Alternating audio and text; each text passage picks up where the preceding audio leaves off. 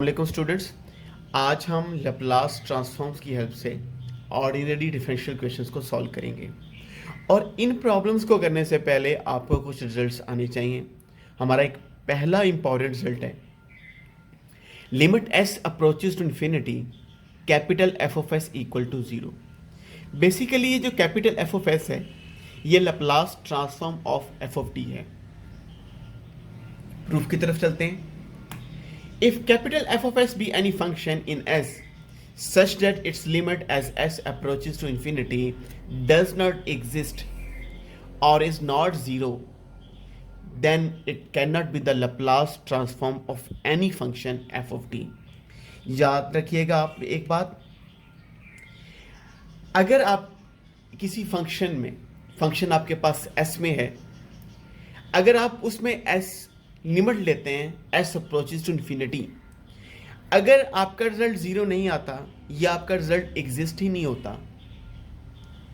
तो याद रखिएगा वो कैपिटल एफ ऑफ एस किसी भी फंक्शन की लैप्लास नहीं होगी।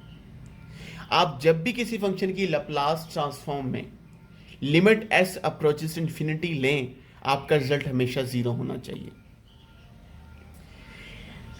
Hence the function such that a0 plus a1s plus a2s square up to so on plus an sn. This is the polynomial function e power s, log of s, sin s, cos x cannot be the Laplace transform of any function.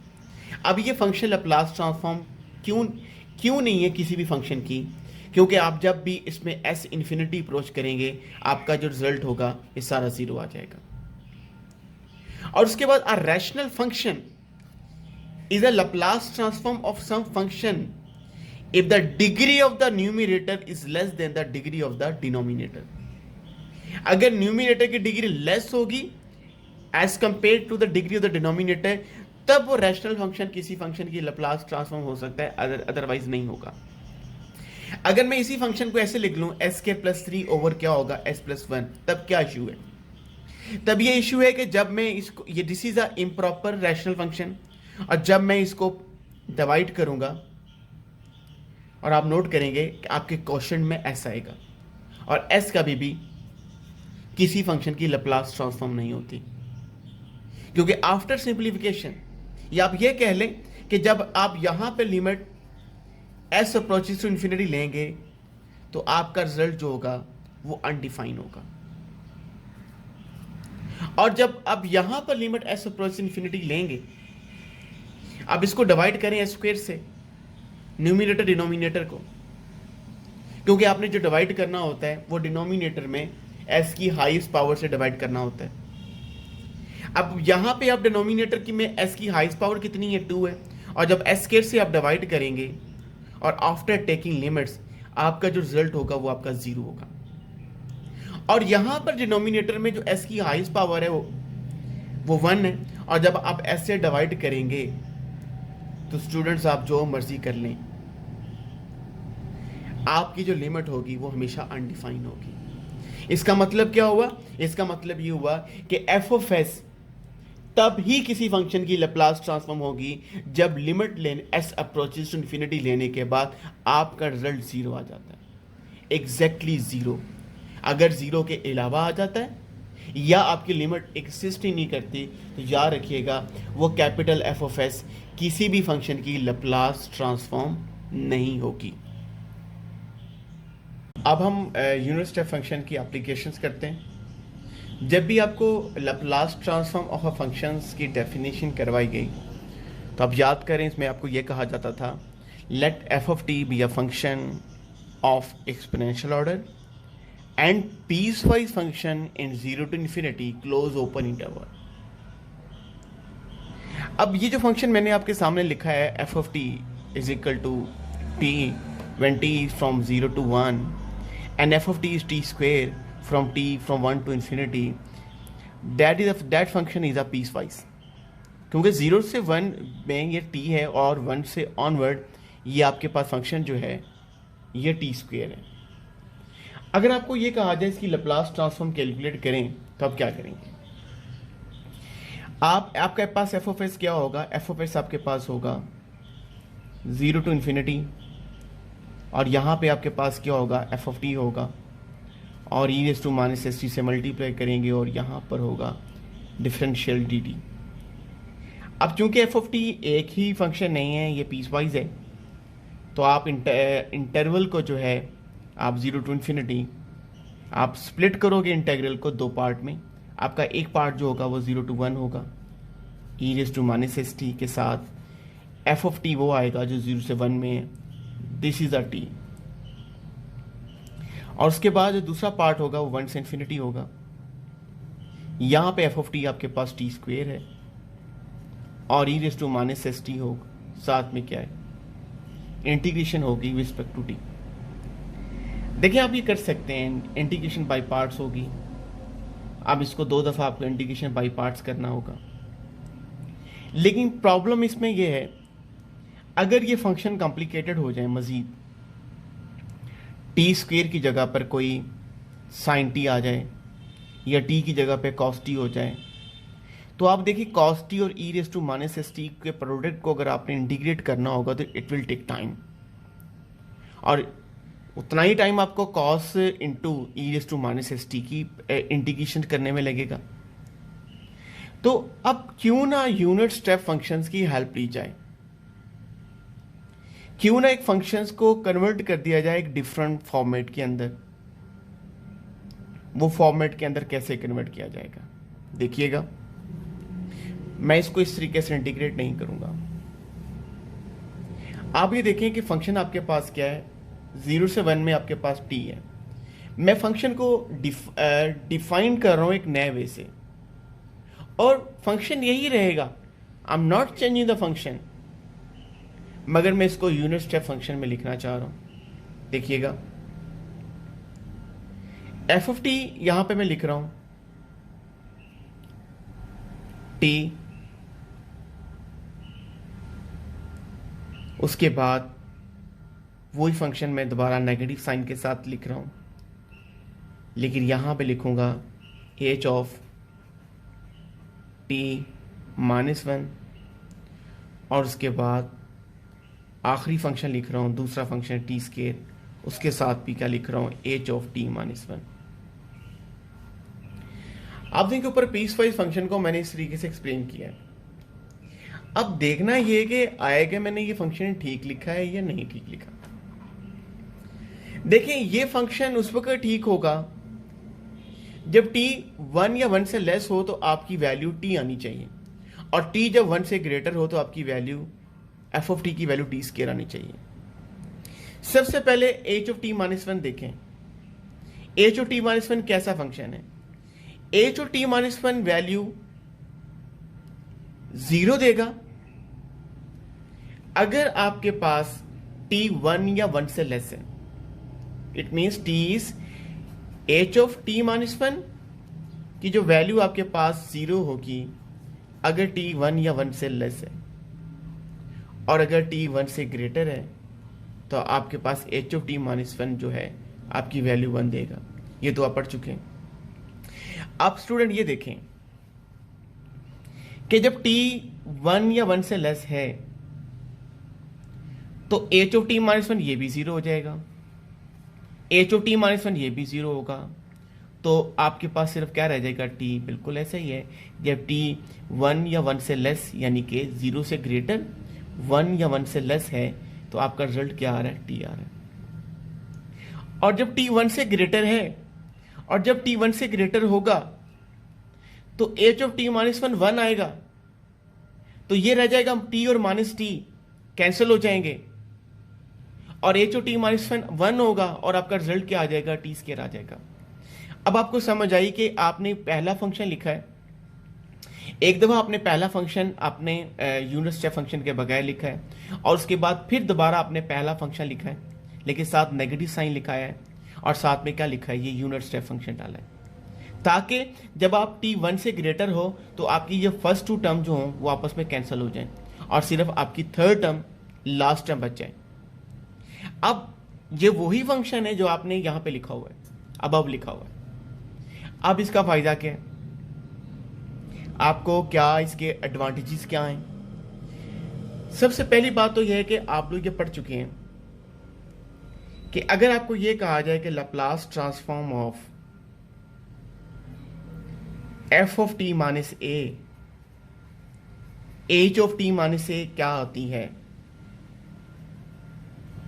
तो आपको करवाया गया है that is a second shifting property. आपका जो result होगा e⁻² minus a s, और आप लैप्लास ट्रांसफॉर्म किसकी लेंगे, एफ ऑफ टी की, और एफ ऑफ टी की लैप्लास ट्रांसफॉर्म क्या होगी, कैपिटल एफ ऑफ एस होगी। इसका मतलब ये है कि पहले आप पीस वाइज फंक्शन को क्या करें, आप उसको यूनिट स्टेप फंक्शन में लिखें, और फिर आप क्या करें, सेकंड शिफ्टिंग प्रॉपर्टी लगाएं। अब हम इसी प्रॉब्लम को सेकंड शिफ्टिंग प्रॉपर्टी लगा के सॉल्व करेंगे। जी एफ ऑफ टी क्या है, एफ ऑफ टी हमारे पास है T minus T H of t minus 1 plus T square h of t minus 1। अब हम सेकंड शिफ्टिंग प्रॉपर्टीज को लगाएंगे लैप्लास ट्रांसफॉर्म कैलकुलेट करने के लिए, लेकिन सबसे पहली बात है टी की लैप्लास तो बड़े आराम से ले सकते हैं। देखें H of t minus 1 into T की लैप्लास अब उस वक्त लेंगे अगर यहाँ पे आर्गूमेंट टी माइनस 1 है, तो यहाँ पर भी आर्गूमेंट क्या होना चाहिए, टी माइनस 1 होना चाहिए, और यहाँ पर भी आपके पास आर्गूमेंट टी माइनस 1, अगर टी स्क्वेयर है तो यहाँ पे टी माइनस 1 स्क्वेयर होना चाहिए। अब करेंगे क्या, ये तो एज इट लिख देंगे क्योंकि ये तो इसमें कोई इशू नहीं है। यहाँ पे आप 1 माइनस भी कर देंगे, 1 ऐड भी कर देंगे, और यहाँ पे आपके पास होगा एच ऑफ क्या होगा, टी माइनस 1। उसके बाद यहाँ पर भी आप 1 माइनस भी कर देंगे और 1 आप ऐड भी कर देंगे, और एच ऑफ आपके पास क्या होगा, टी माइनस 1। टी माइनस 1 को आप एच ऑफ टी माइनस 1 के साथ अलग से लिखें। उसके बाद माइनस 1 है, minus into H into T minus 1 को अब अलग से लिखें। अब आप इस फंक्शन की भी लैप्लास बड़े आराम से ले सकते हैं, इस फंक्शन की भी लैप्लास ले सकते हैं, और थर्ड फंक्शन की भी लैप्लास ले सकते हैं। अब फर्दर हम चलते हैं, देखें आप जब इसका स्क्वायर लेंगे, अब इसको दो टर्म्स कंसीडर करें, ये आपके पास a है और ये आपके पास b है, और जब a प्लस बी स्क्वायर होता है तो सबसे पहले क्या होगा, a का स्क्वायर, तो सबसे पहले होगा t माइनस 1 स्क्वायर, स्टार्ट में आप एडिशन डालें, और साथ में क्या आएगा, एच ऑफ टी माइनस 1। मैं साथ साथ स्क्वायर लेता जा रहा हूँ और साथ साथ एच ऑफ टी माइनस 1 को मल्टीप्लाई करता जा रहा हूँ, मीन्स कि I am opening the result of a plus b whole square, तो a स्क्वायर के साथ आ गया एच ऑफ टी माइनस 1। अब b स्क्वायर आपके पास क्या 1, तो 1 स्क्वायर तो 1 नहीं होगा, साथ में आपके पास क्या होगा, एच ऑफ टी माइनस 1। और उसके बाद स्टूडेंट्स 2 इंटू ए बी में आपके पास क्या होगा, 2 into T minus 1 into h of t minus 1। Student ये आप तब तक लैप्लास नहीं ले सकते जब तक आप ये फॉर्मेट ना बना लें, क्योंकि आपको बताया गया जो लैप्लास लगती है, जो शिफ्टिंग प्रॉपर्टी है, वो एच ऑफ टी माइनस के साथ f of t minus h of t minus a के साथ f of t minus a आना चाहिए। अच्छा मैं रिजल्ट दोबारा लिखता हूं, सेकेंड शिफ्टिंग प्रॉपर्टी है Laplace of f of t minus a into h of t minus a is equal to e raise to minus a s, और यहां पे आपके पास होगा capital F of s. Okay, अब सबसे पहले तो ये है कि आप के पास फंक्शन एफ ऑफ टी है, तो आप लैप्लास ट्रांसफॉर्म दोनों साइड पे लगाएंगे। एफ ऑफ टी की लैप्लास आपके पास क्या होगी, कैपिटल एफ ऑफ एस। यहां पे लैप्लास क्या होगी, टी की लैप्लास किस पर लगाएंगे, T minus 1 into h of t minus 1। तो वैसे आप अगर नोट करें T minus 1 H of t minus 1 और 2 T minus 1 H of t minus 1 दो दफ़ा लिखा हुआ है, तो ज़्यादा बेहतर होगा कि आप इसको क्या करें, सिंप्लीफाई कर लें। तो 2 एच ऑफ टी माइनस 1 और टी माइनस 1 जो है जब t माइनस वन एच और t माइनस वन का सिंप्लीफाई होगा तो यहाँ पर साइन जो होगा वो प्लस का आएगा। ये टर्म भी सिंप्लीफाई हो गई, t भी आपने लिख दिया। अब इसके बाद है ये भी H of t minus one है, और स्टूडेंट्स ये minus h of t minus one है, तो हम इन दो टर्म्स को कैंसिल कर देते हैं। और उसके बाद लप्लास किस पर अप्लाई होगी, लप्लास अप्लाई होगी t minus one whole square h of t minus one. T power one है, टी पावर एन की आपने लप्लास पढ़ी हुई है, n is a natural number, तो आपके पास 1 फैक्टोरियल ओवर एस स्क्वेयर। अब ये h of t minus a है और ये टी माइनस ए है, तो क्या होगा, e raise to minus one s होगा। और आप लप्लास किसकी लेंगे, टी की, तो टी की लप्लास होगी 1 over 1 factorial over s square. Similarly H of t minus one की वजह से ये भी H of t minus one है, ये भी टी माइनस वन है, तो आपका रिजल्ट होगा e raise to minus one s. और आप लप्लास ट्रांसफॉर्म किसकी लेंगे, टी स्क्वेयर की। टी स्क्वेयर की जो लप्लास होगी 2 फैक्टोरियल ओवर एस पावर 3। आपने स्टूडेंट देखा कि एक पीस वाइज फंक्शन था, अगर आप डायरेक्टली उसकी लप्लास ट्रांसफॉर्म कैलकुलेट करते तो आपको 2 इंटीग्रल लेके चलने पड़ने थे। और लाजमी नहीं है कि ये सिर्फ 2 ही फंक्शन डिफाइन हो रहे हों 0 to 1 में, ऐसा भी हो सकता है कि 0 से 1 में कोई और फंक्शन हो, 1 से 5 में कुछ और फंक्शन हो, और 5 से 10 में कुछ और फंक्शन हो। तो जैसे जैसे फंक्शन बढ़ते जाएंगे, पीसीस आपके फंक्शन मज़ीद पीसीस में जाता जाएगा, डिवाइड होता जाएगा, वैसे वैसे आपके लिए इंटीग्रल लेना डिफ़िकल्ट होता जाएगा। तो ज़्यादा बेहतर यही होगा कि आप इसको यूनिट स्टेप फंक्शन में कन्वर्ट कर दें। अब यूनिट स्टेप फंक्शन में कन्वर्ट करने के लिए तो आपको पहले तो ये तरीकाकार जो आपको समझाया गया सारा आना चाहिए, और बाद में आपको सेकंड शिफ्टिंग प्रॉपर्टी आनी चाहिए। अब हम एक ऐसा जनरल एक रूल बनाते हैं कि आप बड़े आसानी से किसी भी फंक्शन को, किसी भी पीस वाइज फंक्शन को यूनिट स्टेप फंक्शन में लिख सकें। अब मैं एक फंक्शन को जनरली डिफाइन करता हूँ। एफ ऑफ टी मेरे पास है f1 when t is greater than 0 and less than equal to a, and when t is greater than a and the function is f2। अब इस फंक्शन को हम generally unit step function में लिखते हैं। F of T क्या होगा, F of T आपके पास होगा, पहले आप f1 को वैसे लिखेंगे और फिर f1 दफ़ा फिर लिख के साथ में नेगेटिव साइन डालेंगे, और सेकंड जो f1 लिख रहे हैं इसके साथ आएगा h of t minus a। इसके बाद आप लोग क्या करेंगे, इसके बाद आपने f2 लिखना है, और साथ में आपके पास क्या होगा, h of t minus a।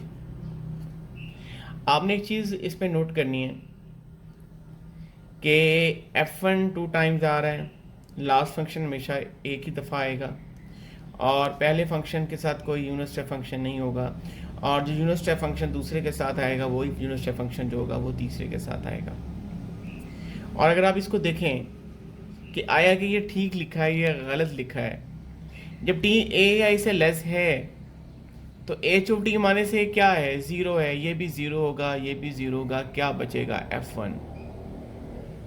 और जब टी ए से ग्रेटर है तो एच ऑफ टी माने से भी 1 होगा, दिस एच ऑफ टी माने से इज आल्सो 1। f1 और माइनस f1 कैंसल आउट हो जाएंगे और आपके पास क्या फंक्शन बचेगा, f2। तो स्टूडेंट ये था वे, अगर आप पीस वाइज से यूनिट स्टेप में जाते हैं तो आपके लिए वर्किंग जो होगी वो कदरे आसान हो जाएगी। अब जो फंक्शन f है ये 3 आपके पास सब इंटरवल में डिफाइन हो रहा है। 0 to a सब इंटरवल में f1 है, a to b सब इंटरवल में f2 है, और तीसरे सब इंटरवल में f3 है। अब डेफिनेटली ऐसे फंक्शन की लैप्लास ट्रांसफॉर्म जो होगी वो और भी ज़्यादा टाइम लेगी, और बेहतर है कि हम इसको यूनिट स्टेप फंक्शन में कन्वर्ट करें। अब यूनिट स्टेप फंक्शन में कन्वर्ट करने के लिए हम इसको दोबारा से ट्रांसलेट करते हैं। हमारा फंक्शन f क्या है, सबसे पहले हम f1 लिखेंगे, उसके बाद अगेन f1 लिखेंगे, मगर साथ में क्या लिखेंगे, h of t minus a।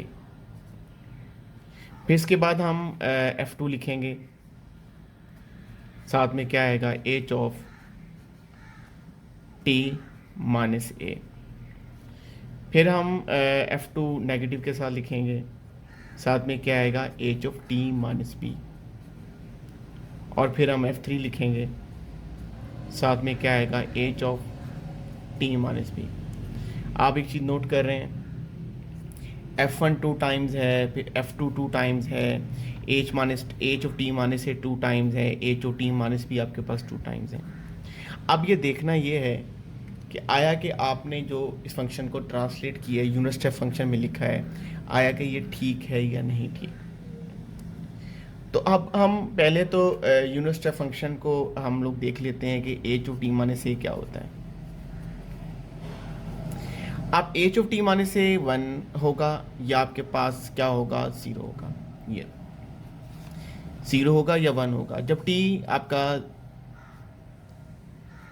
Less than equal to आपके पास a है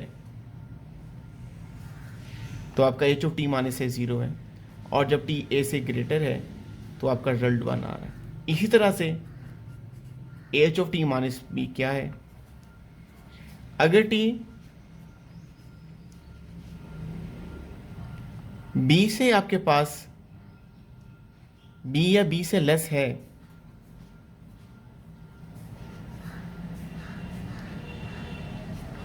तो आपका जो result h of t minus b होगा वो आपके पास क्या होगा, 0 होगा।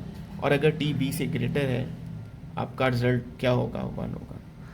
डेफिनेटली यहाँ पर अगर आप इसको देखें, t 0 यहाँ पे आपके पास क्या आ रहा है, a, और यहाँ पे आपके पास क्या आ रहा है, b। अगर t आपके पास a और b के दरमियान है, फिर आपको आपने क्या करना है, ये भी आपने सोचना है। अब हम इसको देखते हैं कि आया कि हमने इसको सही ट्रांसलेट किया है या नहीं सही ट्रांसलेट किया। देखें, h of t minus a क्या है, जब t 0 से ग्रेटर है, a से लेस है, तो h ऑफ t माइनस ए ये भी आपके पास क्या होगा, 0 होगा। h ऑफ t माइनस ए ये भी 0। हाँ, जो चीज़ a से लेस होती है वो b से भी तो लेस होती है। अगर t a से लेस है तो b से भी लेस है, तो ये h ऑफ t माइनस ए भी 0 होगा, h of t minus b भी 0 होगा। आपका सिर्फ क्या बनेगा, f1। और अगर t b से लेस है और a से ग्रेटर है, b या b से लेस है, तो आप नोट करें, लेकिन ग्रेटर तो a से है, तो h ऑफ t माइनस ए आपके पास क्या होगा, 1। h ऑफ t माइनस ए आपके पास क्या होगा, 1। b से लेस है, आखिरी दोनों टर्म आपकी 0 होंगी। f1 माइनस f1 कैंसिल होगा, क्या बचेगा, f2। और जब t b से ग्रेटर है तो डेफिनेटली a से भी ग्रेटर होगा, तो h ऑफ t माइनस ए भी 1 होगा, h of t minus b भी 1 होगा। f1 माइनस f1 से कैंसिल हो जाएगा, f2 माइनस f2 से कैंसिल हो जाएगा, और एंड में आपके पास क्या बचेगा, f3 बचेगा।